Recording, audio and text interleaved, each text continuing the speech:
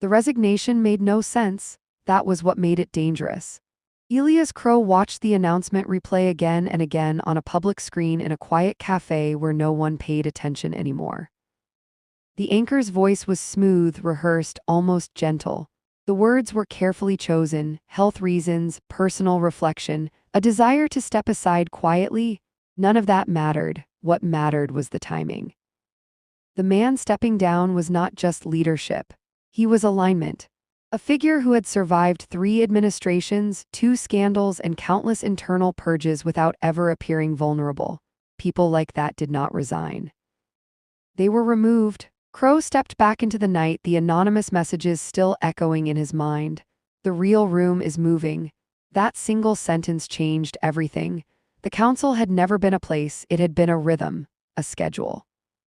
A sequence of approvals that flowed invisibly through institutions. But now that rhythm had been disrupted. Someone had interrupted the pattern from the inside. Crow followed the signs the way he always had, not chasing people but reactions. The media slowed, press briefings became vague, committees delayed decisions without explanation. Silence began appearing where certainty used to be. Fear had entered the system. Crow met the insider for the first time at dawn, not face to face. Not yet a public transit terminal, busy enough to hide in, quiet enough to listen. Crow stood near a column, watching reflections in glass when a voice came through his earpiece. Calm, neutral, almost tired. You shouldn't have gone into the building. Crow didn't respond verbally. You saw what they wanted you to see, the voice continued.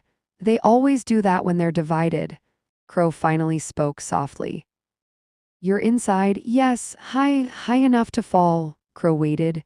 The resignation wasn't the fracture, the voice said. It was the cover. For what? For a vote that failed. Crow felt his stomach tighten. They vote, he said, they always have. Consensus gives them legitimacy. And this time, one of them refused to clear a correction. Crow pictured Malcolm Hale, the rushed cleanup, the sloppy trail. Who? Crow asked. The voice hesitated. That's the problem. I don't know anymore. Crow turned slowly, scanning faces.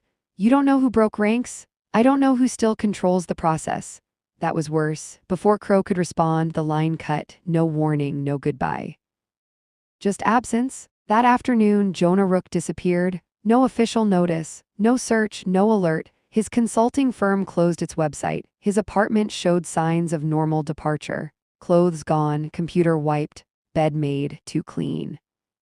Crow stood in the doorway and felt the truth settle into him like cold water.